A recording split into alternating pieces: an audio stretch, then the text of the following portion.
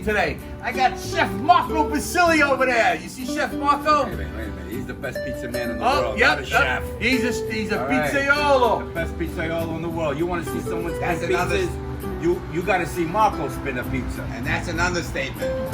That's right. And we got Chef Vito Basile here with us. Say hi over there, Vito. We got the next Godfather coming up. Right here, in person, in Fort Myers. All right, so you met the two professional pizzaiolas. You met my brother Vito and my brother Marco. So today we're gonna actually show you how to make the pizza dough. That way when you're at home, you get something special made. Let's go, bro. Let's show them what we got going on. Greetings to y'all. We got Right here, we got 10 cups of flour. 10 cups of flour. We're gonna go a little bit less on the water. We're gonna add a little bit more water in there in a second because we're gonna mix up this stuff right in here. And what we're gonna do in this one, brother, we're gonna put in there 4 packages of yeast. That's 4 full tablespoons of yeast. Nice little mixture. We're gonna throw in another 2 ounces of salt right in there. 2 ounces of sugar. A little bit of olive oil. The rest of the oil can go in here. The water, we're gonna save a little bit also. You just want those ingredients to be all mixed together. I'm gonna pop that in there. We're gonna mix it up. See what he's doing right there? He's making sure he gets everything else out. a whisk. You can do it by hand. No, whatever you want, brother. Okay, we're gonna mix this up with the whisk. You can use your hands after you get it pretty much mixed up. A little more water. A little more, brother. I think we're gonna need more water. I think so too. So right here, we got that extra water, so that was 4 cups. It looks like we might wind up with 5 cups of water. So write that down. You know, we used to making big batches of dough when we make dough.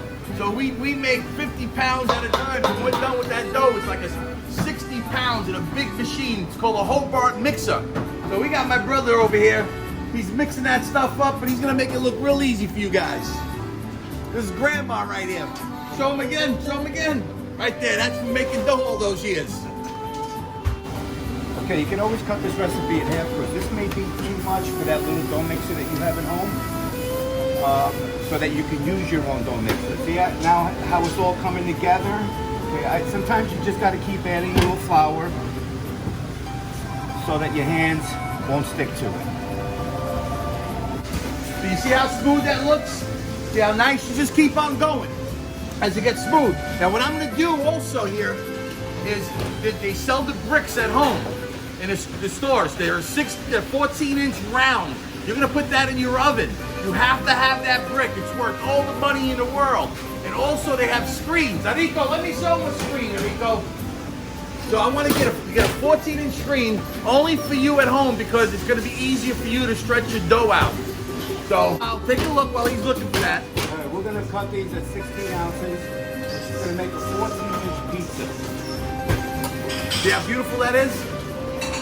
So I'm making them a little smaller than the average pizzeria because they don't have bigger bricks than that.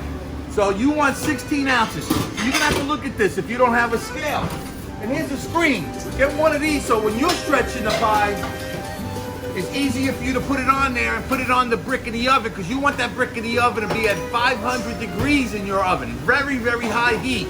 So it's easier for you to make this on a screen and then pop it in the oven. What we're gonna do with these two right here, we're gonna double up on this one. We're gonna even add this one in here. And what we're gonna do with this one, we're gonna do a pan pizza with this one.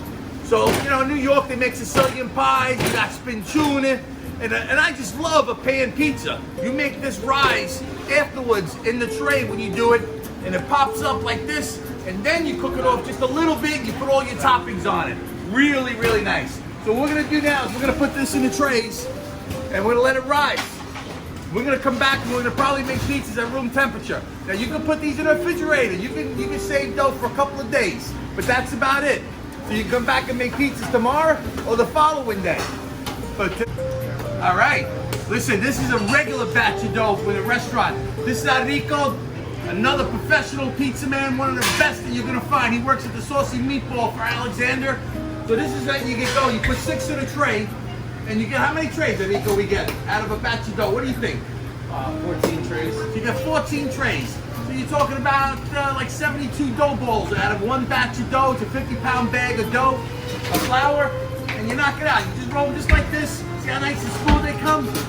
Beautiful. You weigh him up, he's weighing. What do we weigh these over here? We go 16-inch pie. What do we got? 22 ounces for a large pizza. So these here rise. You let them stay out for maybe about a half hour. Then you refrigerate them. And the best time to use your dough, we like using dough the same day. The next day, it's still beautiful, but you want to go through it by the next day. So we got 3 professional pizzaioli. Vito over here, his son owns Artichokes in New York City. He was a master of all of the pizza guys. He was the first one around. So for 92, he looks incredible. All right, so even when you're messing with the dough, see how gentle he's going? You gotta go real soft, use a scraper, put it underneath.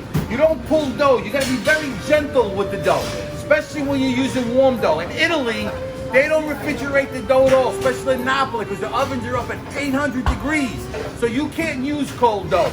So the professionals in Italy and Napoli all use warm dough. So this has not been refrigerated. See how he's stretching it? Nice and slow.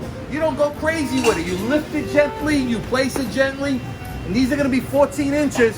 We're gonna put it right in the oven with the board. That's why I want you to get the screen so that you can put it on your stone in the oven at 525 degrees. Simple, stretch it out. You see how easy that was?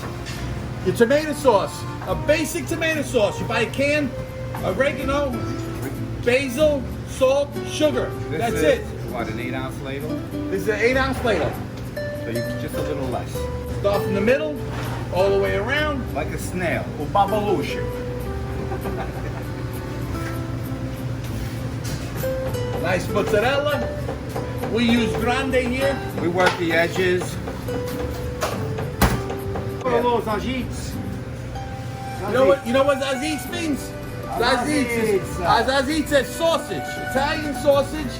My favorite, sausage, mushroom. Fresh mushrooms. We're gonna do a little onion. Little bit of onion. Man, that's gonna be good. Now that's my favorite. Right on the Give it stone. A little shake, and in it goes. Come back, 7 minutes. Big dough, we're gonna make spiccioni, Sicilian pizza. So look, this is a heavy guy. Basically at home, you get a nice pan, get one half that size, you stretch this baby out, just like he's doing right there, nice and easy. Never try to, overuse your dough. You massage it out, and you make sure that it's always level all the way around. I love thick pizza. New York Sicilian pizza, in Italy they make spiccione, then you got thick and chewy, you can call it whatever you want. But thick pizza is beautiful. See how we stretched it out? This is going to be a 16 by 16. I'm going to put it right on that tray right there. Okay, what I like to do is once I have it in my pan, put half the amount of sauce, just a little sauce. And you want this to proof for a little bit. We're going to cook it halfway, and we're going to put whatever we want. Anchovies, fresh mushrooms, fresh mozzarella, and that's it. And you just leave it the way it is like this. You let it sit for a little bit.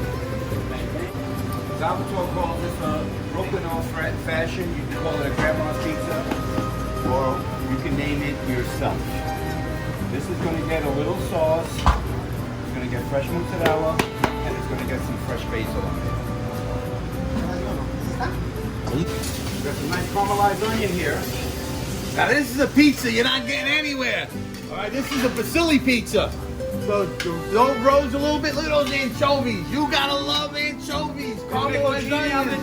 Questa è una pizza propria. Come si chiamano? Anchovies. Alice. Anchovies. Some regular tomatoes, little grape tomatoes, some caramel olives, some oregano. You get that oregano, you sprinkle it all over there. Look at this. Boom. Look at that. Little Parmesan cheese next. I'll leave it. Look at that. Anche mia. Oh! Nice calamari olives, you chop them up, and you get those nice sweet grape tomatoes. Put a couple of those on there, never hurts. We're gonna get a little olive oil, a little basil, little basil, Don't ask for this pizza. Whatever you do, you're not getting one. little All olive right? oil. All right. In the Indofuino, it goes. Now that there, I'm waiting for that pizza. All right, end product. 14 inches. This is exactly what you're gonna make at home. So we're gonna change up the other ones a little bit, but this is the one that has a sausage, mushroom, onion, 14 inches. You get the screen. Make sure you buy your brick for your pizza oven, and then listen to the crunch. See how nice and crunchy? Beautiful. All right, we're cutting up the Grandma's Brooklyn pizza. Arturo, who's over here? Who's to the left of me? I'm right over here. My brother Vito. Enrico. Oh, I'm on here, mancha. What are we thinking, guys? We got another one here. Oh my God. Arturo. Now me. Let me try that baby out. A fresh basil, a fresh mozzarella. Beautiful pie. What do we got here? Oh. That was unbelievable. Mm. delicioso. Very good. The initial is eat me.